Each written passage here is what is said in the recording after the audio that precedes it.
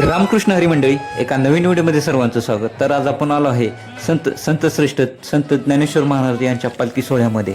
तर वारीमध्ये आज आपण आलो आहे. पंढरीची वारी आपल्या दारी घेऊन मी आलेलो आहे.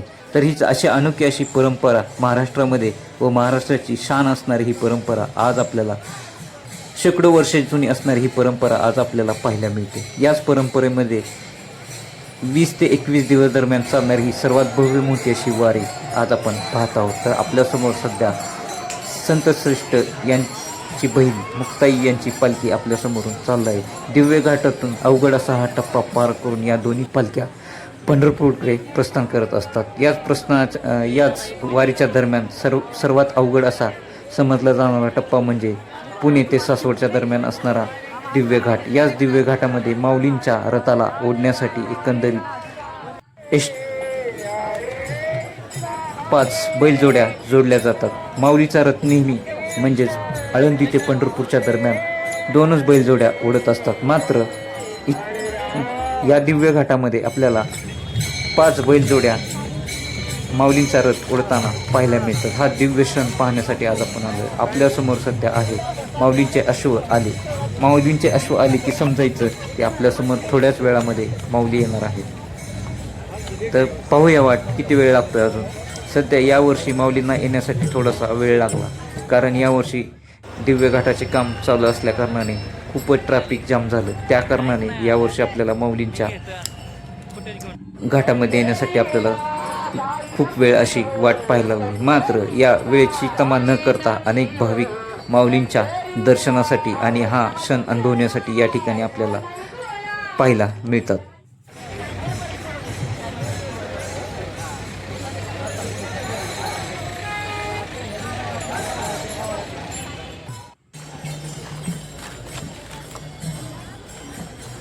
साधू संत येताच घरा अवघात तो दिवाळी दसरा, या युक्तीप्रमाणे सासवडकरांनी देखील व दिव्य घाटातील अनेक भाविकांनी माऊलींचे स्वागत मोठ्या प्रमाणावर केले.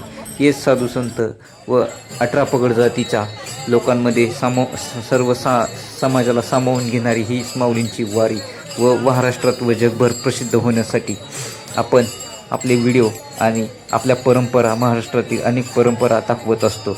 तर आपल्या चॅनलला देखील आपण सबस्क्राईब करा आणि आपल्या गावात देखील अशा अनोख्या वेगळ्या परंपरा असतील तर आपल्या चॅनलला नक्की कमेंट करून सांगा की अशा परंपरा मी दाखवण्यासाठी आपल्यासाठी नक्की आपल्या गावाकडे भेट देईल.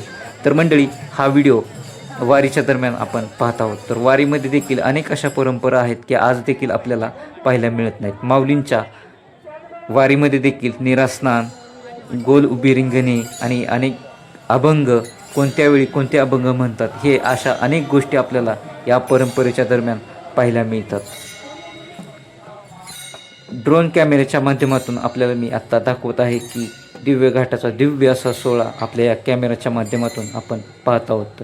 समोरच असलेली भव्य दिव्य अशी श्री विठ्ठलांची मूर्ती आणि आता आपण पुन्हा एकदा आपल्यासमोर माऊलींचा रथ घेऊन आपण माऊलीचा जयघोष अनेक वारकरी करताना आपल्याला पाहायला मिळतात.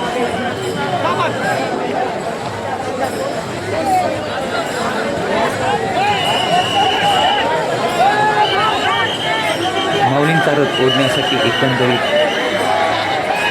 5 बैलजोडी लावलेली आपल्याला पाहायला मिळते. दिवस मावळतीला चाललेला आहे, मात्र जल्लोष मात्र व वारकऱ्यांच्या चेहऱ्यावरचा आनंद मात्र एक किंचित देखील आपल्याला कमी झालेला पाहायला मिळत नाही.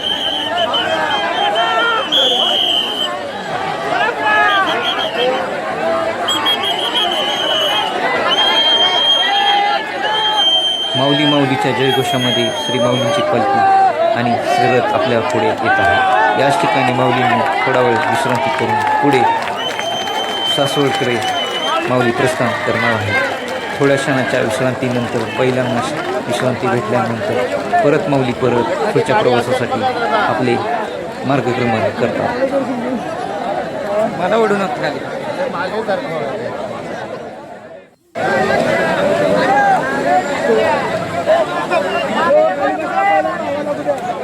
याच घाटातील क्षण पाहण्यासाठी महाराष्ट्रातून व महाराष्ट्राबाहेर देखील अनेक वारकरी संप्रदायातील अनेक लोक या ठिकाणी येत असतात.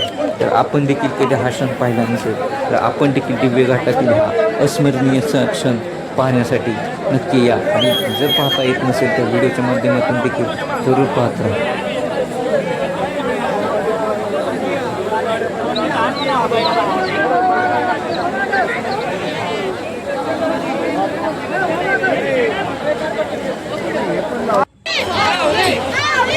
काही क्षणामध्ये माऊली आता सासवडगा घाट पूर्ण करून पुढील प्रवासासाठी मार्गक्रमण करत आहे.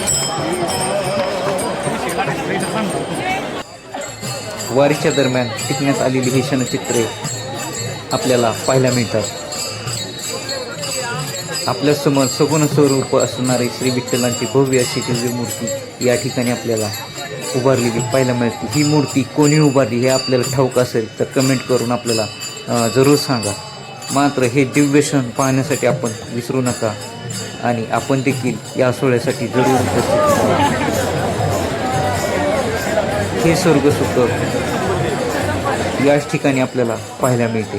तर आपण देखील या स्वर्गसुखाचा अनुभव घेण्यासाठी या ठिकाणी वारी असल्यानंतर तरी किमान आयुष्यातून एकदा तरी वारी करावी असे या क्षणी आपल्याला हे क्षण पाहिल्यानंतर आपल्याला नक्कीच वाटेल.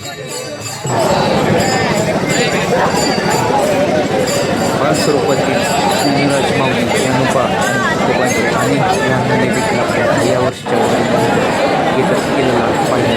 तर आता श्री